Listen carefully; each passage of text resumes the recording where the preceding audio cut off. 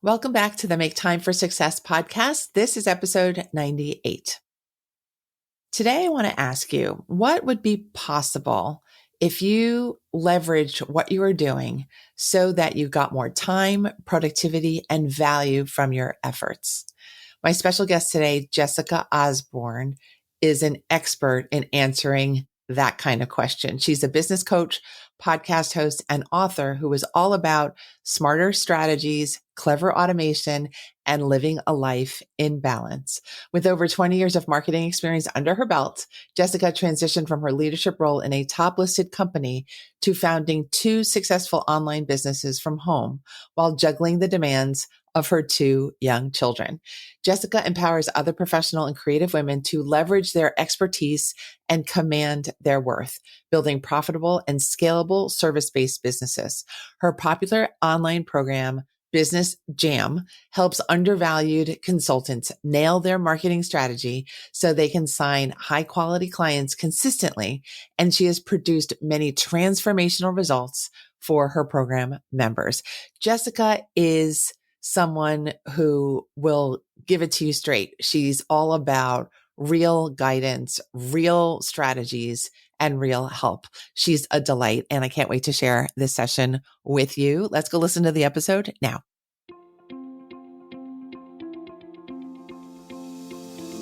Hi, I'm Dr. Christine Lee, and I'm a psychologist and a procrastination coach.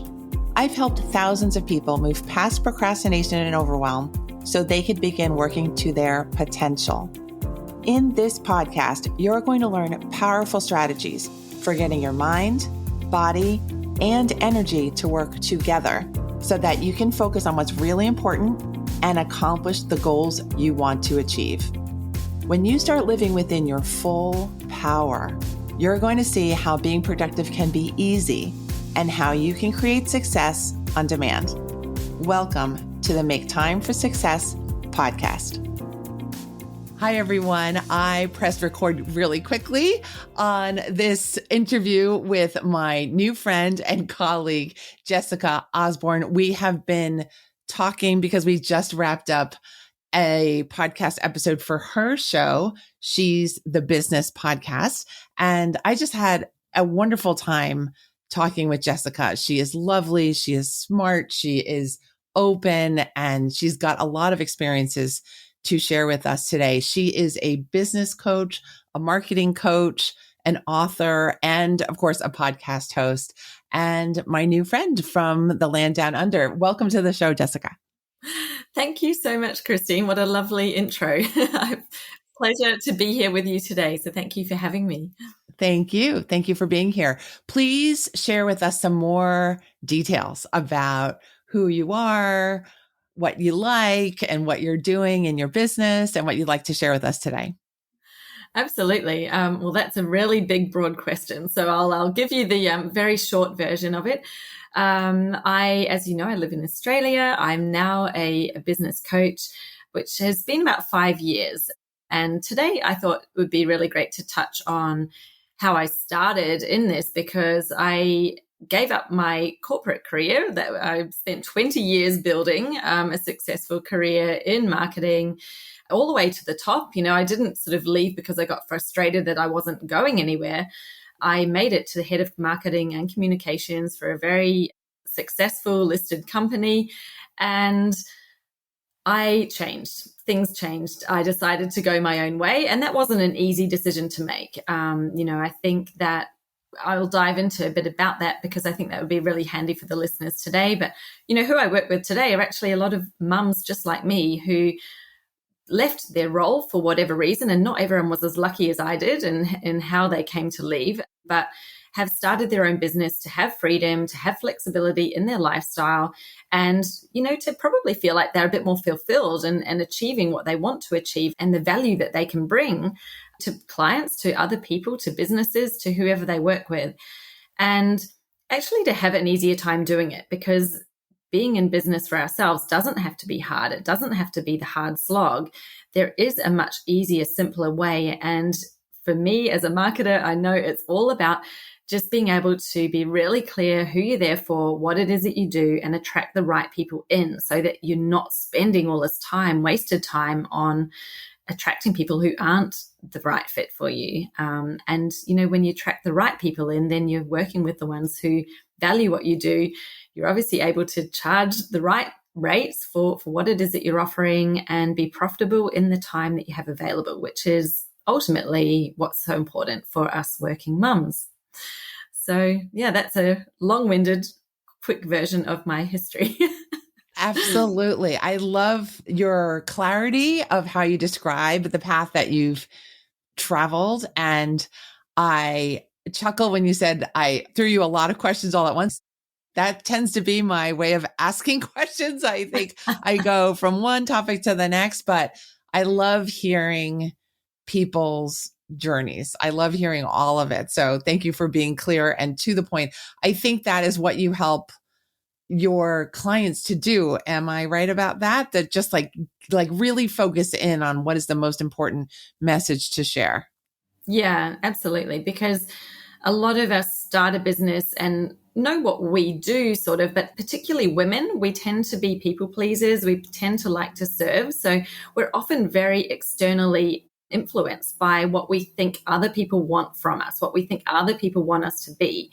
And you can go off down many tangents. You can be searching for that one thing that's going to make your business a success forever and ever, and forgetting to actually just look internally, to look inside, to find your thing, to find your space in your lane, and actually be comfortable in it, to get into your groove and be there, because that's actually your fast lane to success. And most people avoid it. I work a lot on helping people niche down and get clarity on what their lane is.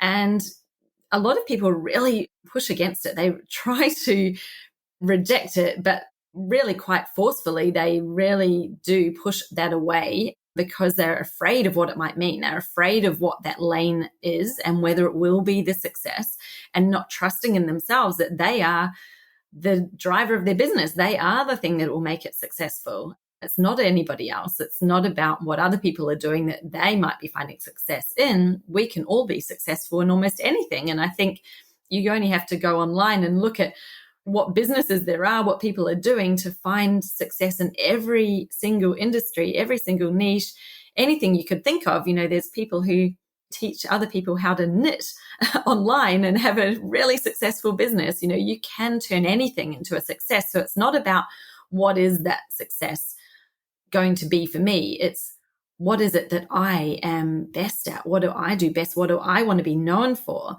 So bringing the in out and helping all of us see what your true value is, what your unique value is, and having that really strong, clear message. And obviously building a profitable offer, service offering around that so that you're making money in the time you want to be working. But I'm all about making it easy. It can work. You don't have to work a full-time job. You don't have to work even more than that, which many people end up doing, because I think they're trying to do too many things. They've got their feet in too many different lanes, trying to serve the market or what they perceive the market to be, instead of actually leaning into what they know and do best. So there's a lot of fear around that, I think. And, I'm not saying I got it right first time either. I went through the process of narrowing it down in my first couple of years of starting a business. So just to backtrack a little bit, when I started this business, it was the day after I gave birth to my second child. I was actually in hospital after a cesarean, unfortunately, that I had to have.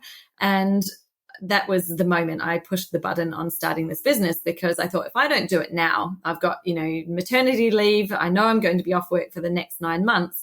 But if I wait until I'm back in my corporate job, I know I'm going to be busy working those long hours and trying to spend the rest of the time I'm not working with my son and my baby daughter. And I'm not going to get the time to put into it like I will now with a new baby. And I know that most people are thinking, you're crazy, you don't have time with a new baby. I know, but at least I didn't have a job and other people that were, reliant on my time over that following 9 months. So that was the driver for me starting the business. And that was why having and creating a model that could be flexible and have time freedom, which is what then gave me the lifestyle I wanted, was the most important thing. So yes, the money is important, but the money can always come, and that's all in, how you present your offer. But it's not always something people achieve, is having that freedom in their lifestyle and actually getting the lifestyle they want from the business. And you can have that right from the beginning if that's how you design it. That is beautiful. Could you share with us the corporate part? What was happening to you and within you that made you think, I need to find another way? Because you did say you rose to the top, you were doing a lot, you were successful. So what was the other side that was the part that made you consider, let me see if there's something else? Great question. So on paper, everything looked amazing. I was head of marketing. I had a very healthy, multiple six-figure salary. Husband. I had one son, so I went on maternity leave the first time and came back. But that was when I started to realize that things were shifting. And it wasn't the fact of me becoming a mother. It was actually more the environment that I was in the corporate environment, and how I was suddenly being treated as a woman who was now a mother. I call it the maternal wall. The wall went up and I was in a box, and it didn't matter what I did or what I proved about myself. I was still in this box of the mum at work. And it was frustrating to see both that the opportunities, I'll just come out and say I was almost being prevented from doing my job because they thought it would overload me. So they're, trying to be kind and thinking, well, she's got a young kid at home, we won't overload her. But when you don't involve the head of marketing in creating a new brand for your business, that was a real wake-up call for me that there was something very, very wrong happening there.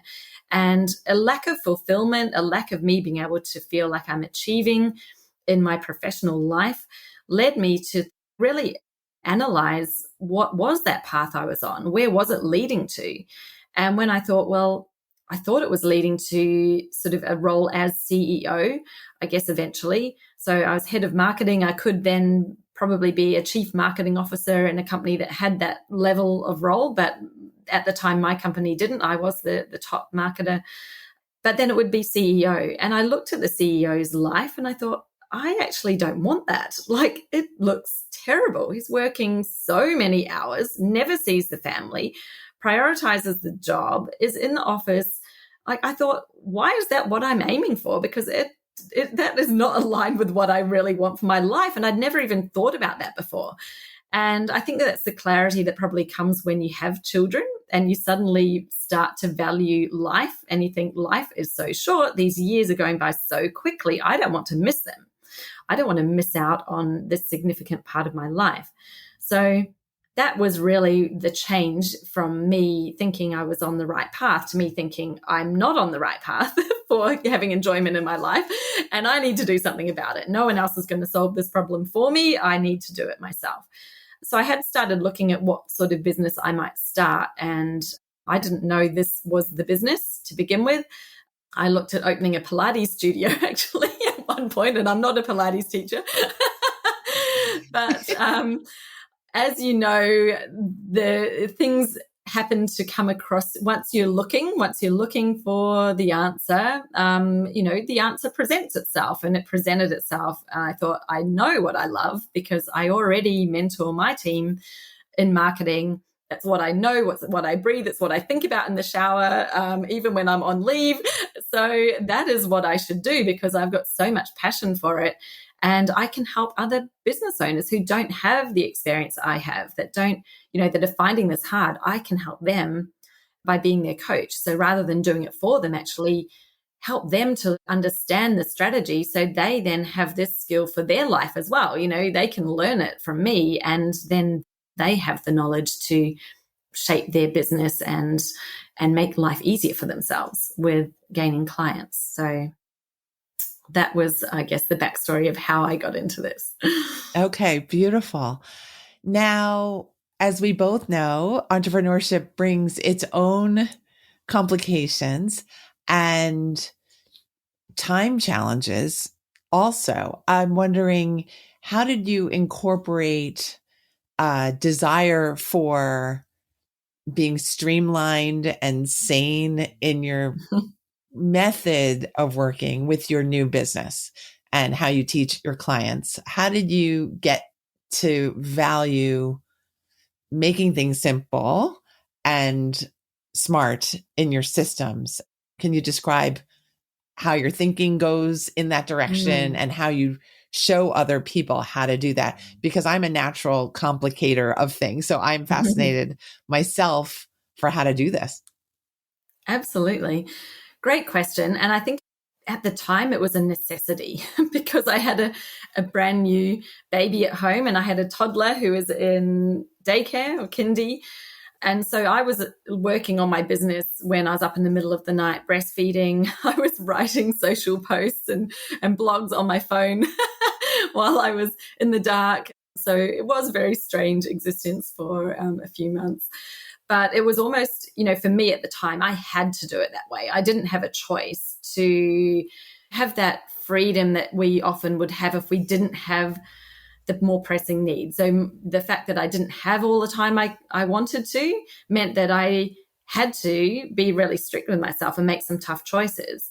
And, when I looked at the business model, I thought, well, I need everything that I'm doing to create leverage. So rather than creating separate services that had no connectivity between each other and nothing that would lead people in, I designed services that had connection and flow. So I thought if I bring people into this one, then there's an obvious next step. So I had a model in mind right from the beginning. I didn't start with the main thing though, because again, this was sort of me trying to avoid procrastination. Like I wanted to create a big online course, but with marketing strategy, it can never really be one little thing because there's so much that goes into it.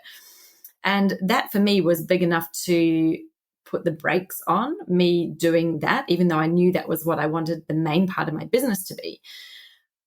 It was too big a bite to bite off. This was really, not on a daily basis, but, it was a massive onion that I needed to eat. And I didn't know how to even start. I thought, I just don't know. There's too much in there.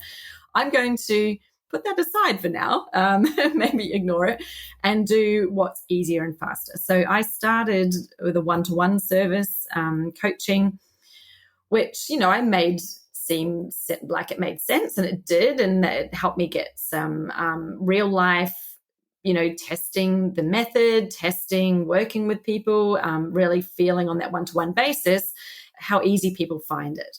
So could I then put this into a program? And so I did it that way, partly because, yes, it was too hard to take the step I wanted to take, and I thought it would take too long, but partly also, looking back in hindsight, it was beneficial to do it that way because it gave me the ability to create a program that was really proven even before I launched it because it was based on the methodology I used with my one-to-one clients. Mm-hmm. Okay. Beautiful. So it really is, even with the mind of, I need to make this time efficient, you did need to go through and find your way of how am I going to structure what I can offer.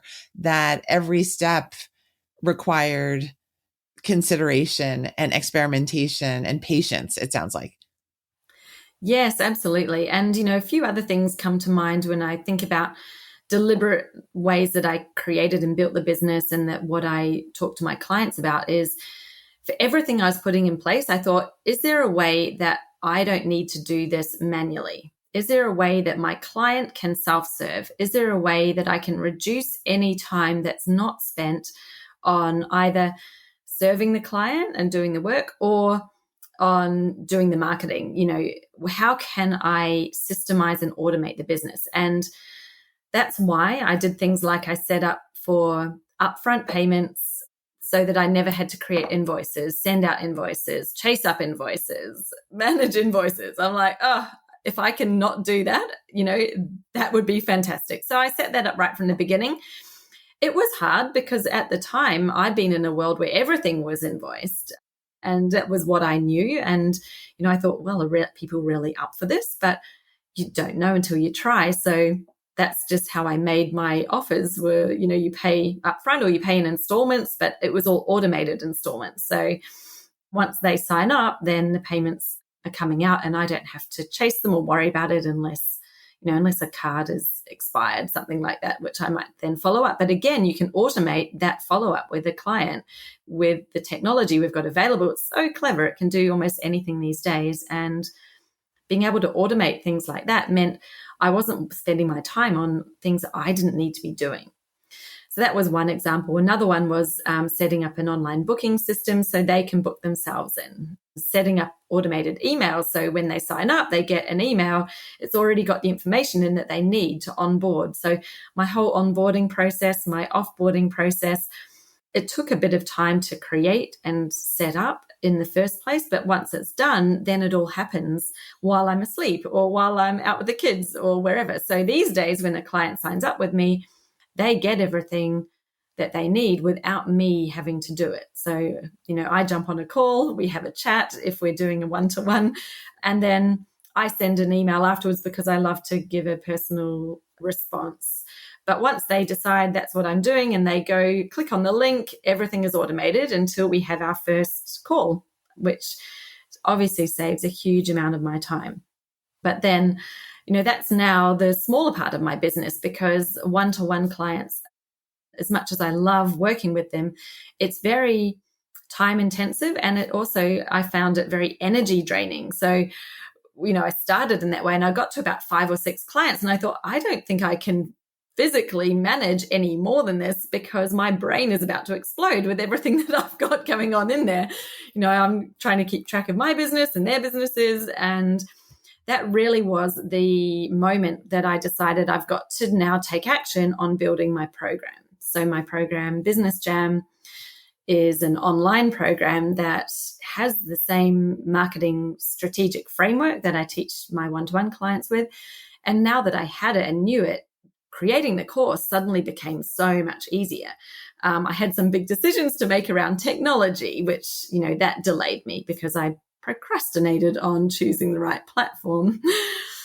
But there were a lot of things that had been holding me back that now weren't because I had an income stream coming in through my one-to-one. So I made a hard decision to cut down my one-to-one clients while I built the program to give myself the time to do it instead of taking over my personal time and family time. And how have you found having a rich personal life works with your business? I guess, what do you see your clients being able to do once they figure out how to systematize and really sharpen their business? How does it affect their family lives? What are the lessons on the personal side that you've been able to get from doing the business the way you felt you needed to do it? Such a great question. Thank you. Because I think sometimes the stories, I love telling other people's stories and what they've been able to achieve. And they do really help to show what is possible. So one of my clients who did Business Jam with me last year, she gives herself only 10 hours a week for her business because she's got 2 young daughters at home and that's all she wants to spend on the business because, she's decided how she wants to live her life right now at this time of her life with the kids being young. And that's a big challenge. You think, well, 10 hours a week, what can you really do in 10 hours a week? But if that's the life design that she wants to create, then that's always where I start with the business plan. So when she came to me, her business wasn't new. She had been running her business for about 10 years, but she'd been charging by the minute for her service, which is in the voice industry. So they tend to, everybody does it the same way. There's a big catalog of voice artists. They charge by the minute. You choose which one, you pay them by the minute. She was just doing what everybody else did. But she had visions and goals and wanted to grow her business. She also wanted to become a coach and coach other voice artists, and I said to her, look, you've got 10 hours a week. So first of all, we've got to make a decision on what is your priority. What part of the business do you want to build? Because you can either build the part of you doing the service or you can build a coaching arm. You can have both, but you can't work on both at the same time, especially if you only want 10 hours a week. So she made that decision to start with the service offering.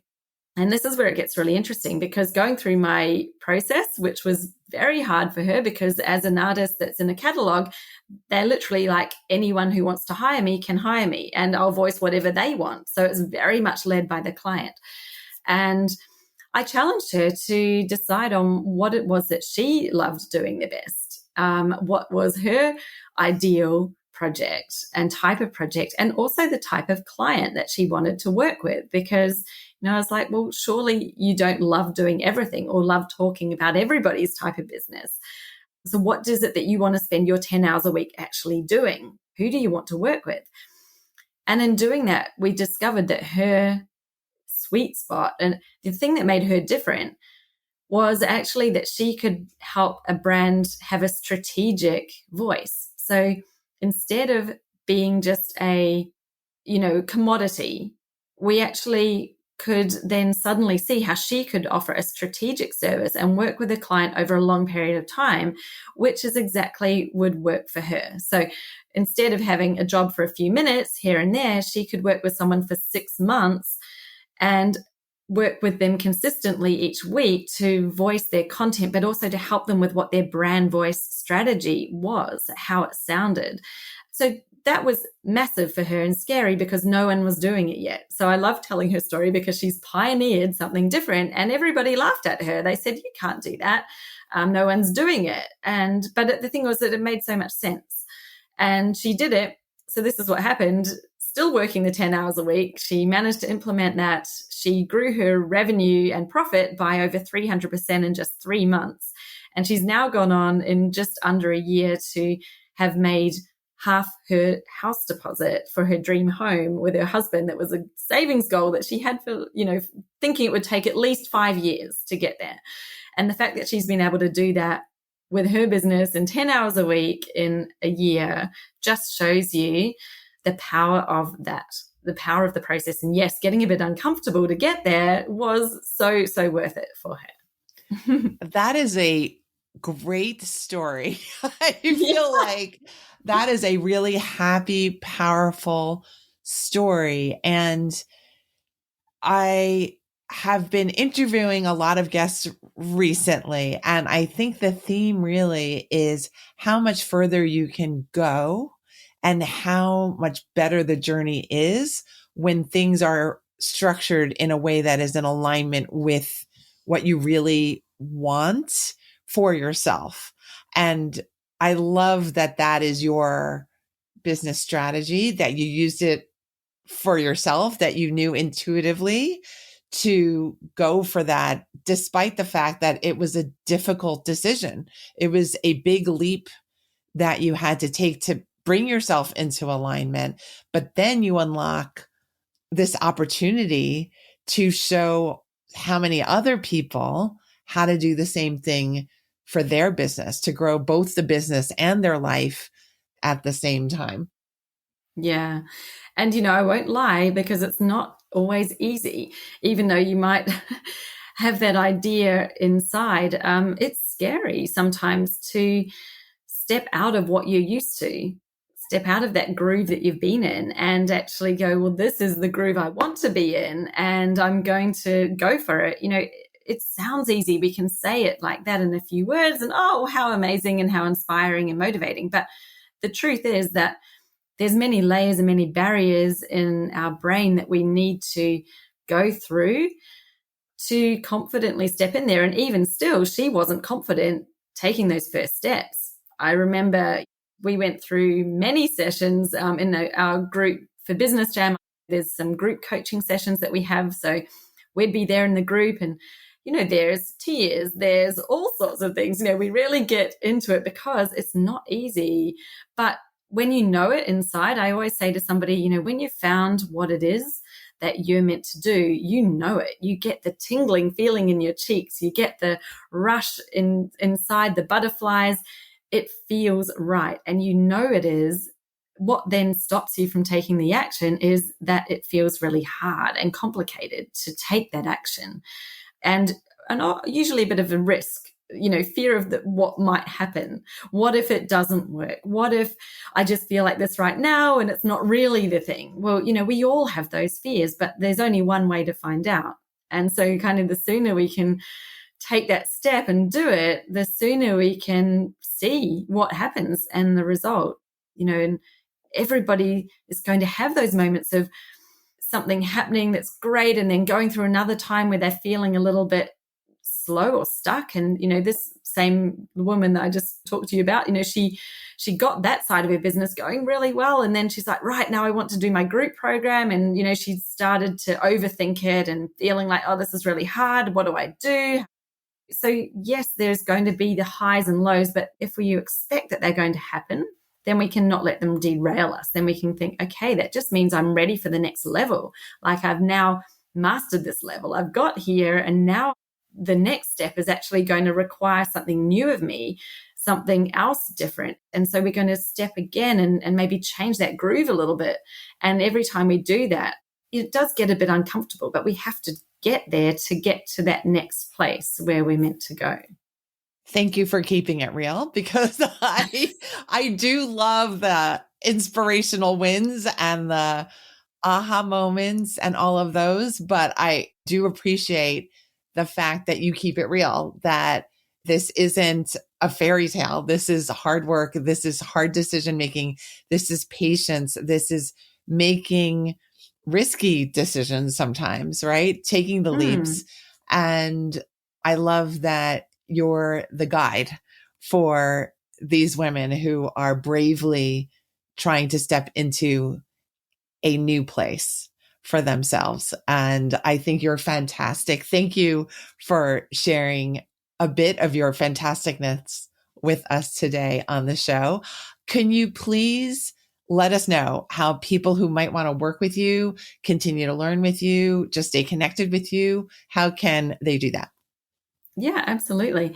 So I tend to be on Instagram mostly these days, but I am on all the platforms. I'm on Facebook and LinkedIn.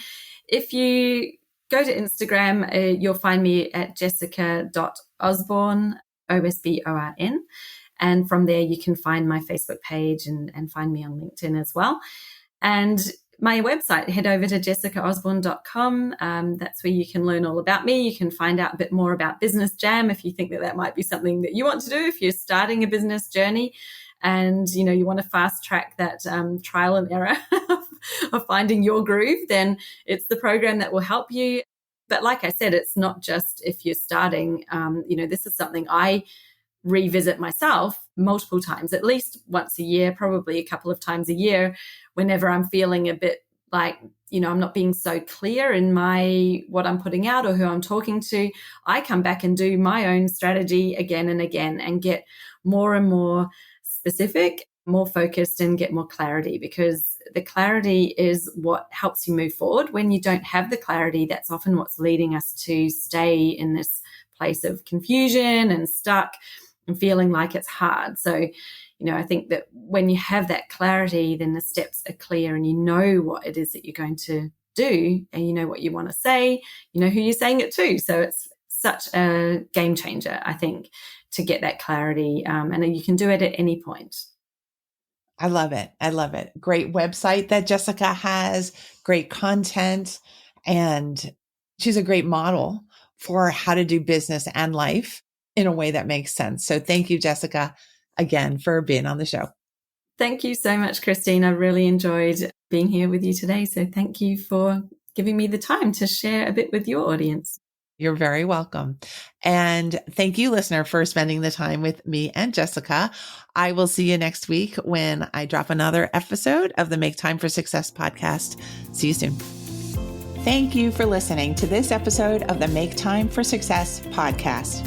If you enjoyed what you heard, you can subscribe to make sure you get notified of upcoming episodes. You can also visit our website, maketimeforsuccesspodcast.com, for past episodes, show notes, and all the resources we mention on the show. Feel free to connect with me over on Instagram too. You can find me there under the name Procrastination Coach. Send me a DM and let me know what your thoughts are about the episodes you've been listening to. And let me know any topics that you might like me to talk about on the show. I'd love to hear all about how you're making time for success. Talk to you soon.